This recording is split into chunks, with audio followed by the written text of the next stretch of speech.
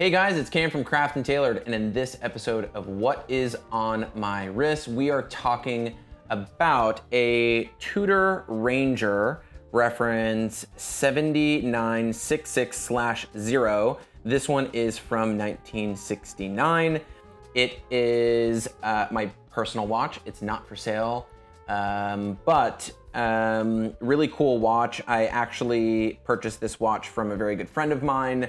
His name is Eric Wind, and it's a watch that I had been looking for a really long time, and pretty hard to find. So I figured it was worthy of some wrist time, and I've been wearing the watch a lot, and wanted to talk about it in this week's episode of What Is On My Wrist. So let's get into the details. There's not a lot of the vintage Tudor Rangers out there, and it's one of the most highly counterfeited watches that's out there. What's interesting is the 7966/0 is also a watch that is available as a non-Ranger. So what happens is a lot of people will, or guys out there, will take a 7966/0 and they'll put a fake or counterfeit dial into the watch. So just a couple of things to note. Number one, Tudor never produced a Ranger with the Ranger in red. It's always in white.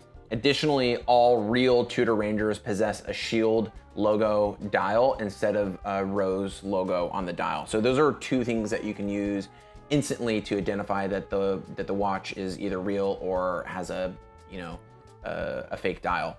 The other thing that's really interesting is the hands are also very unique to the reference. So you have this like arrowhead hand for the hour, and then you have a sweep seconds hand that instead of having a lollipop has kind of like a rectangle, and then you have a traditional style sword hand for the minute. But what's interesting is the fake hands or counterfeit hands in most Tudor Rangers, especially in the hour hand, has like kind of like an off shape. There's a pretty distinctive arrowhead type shape.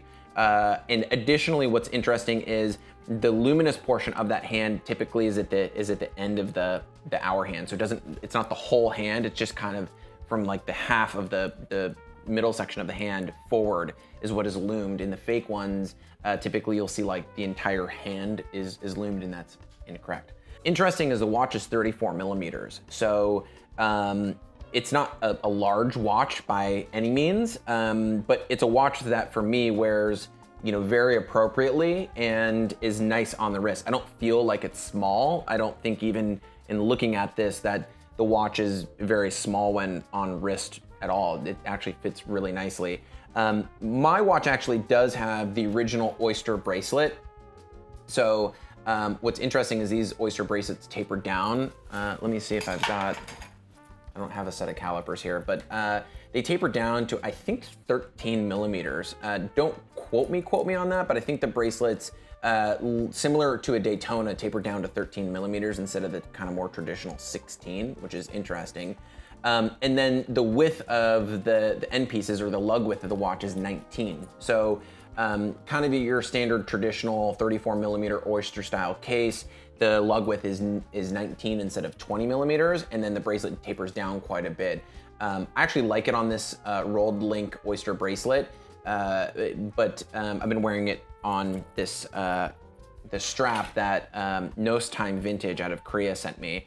They were really, really nice, and they sent me a couple of straps, and this is, I think, a Barina calfskin, which I just think accents the dial and the watch nicely, and I like wearing watches on strap. The current Tudor brand re-released the Ranger, I want to say maybe 5 or 6 years ago at this point, but they re-released the Ranger, and it's kind of an interesting watch. The thing that I really like about this watch is it's very Explorer-esque. What's interesting about this specific reference, the 7966/0, is that this Ranger incorporates a date complication. So at the 3 o'clock, there's a date window in it, and that's kind of interesting. There are no date variants as well. The no date variants fetch a little bit more of a premium. So the general history on the Tudor Ranger is very interesting. The model was created at the end of the 1960s, and there's actually 3 variants of the Tudor Ranger. One thing that I do want to draw maybe some attention to is this incredible book. by Alberto Inosardi, which is the Tudor Anthology. It's an incredible reference guide. I really like this book a lot. It's very accurate, and they do have a complete section in here that does talk about the Tudor Ranger. This is a 7991/0. So this is the version that is the no date. So as we can see here, there's no date at the 3 o'clock, so it's 12, 3, 6, and 9 with the Tudor logo below the 12. And you basically have the Prince Oyster date, which is the version that I have here. You have the Oyster Prince, which is a self-winding version. The 7991-1, like this one here, is actually a manually wound version. So this is not an automatic. So it's just an oyster.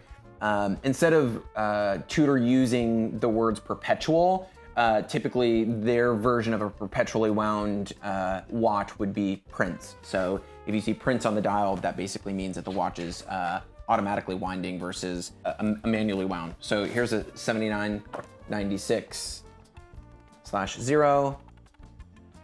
So again, same version as mine, Prince Oyster date. And then you have all the different variants here. So date, non-date, manual wound.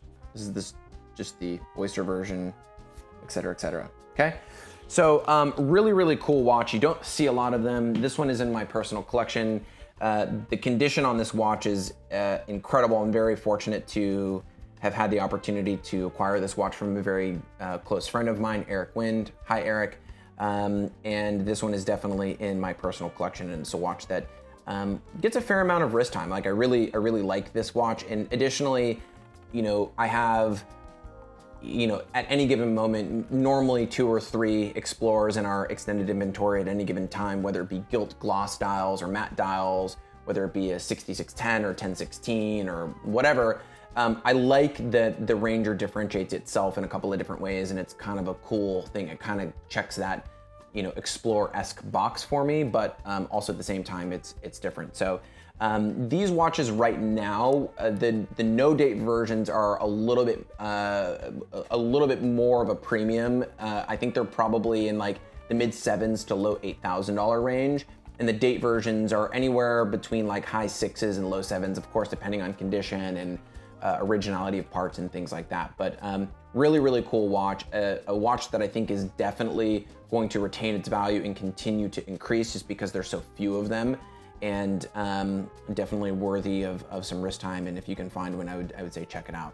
So in any case, I'll provide a link in the description below so that you can learn a little bit more about Tudor Rangers, and be sure to, of course, always hit the like button, subscribe. Also be sure to check out our Instagram for the latest updates from the team here at Craft & Tailored. Thanks for tuning in, guys. I'll see you in the next one.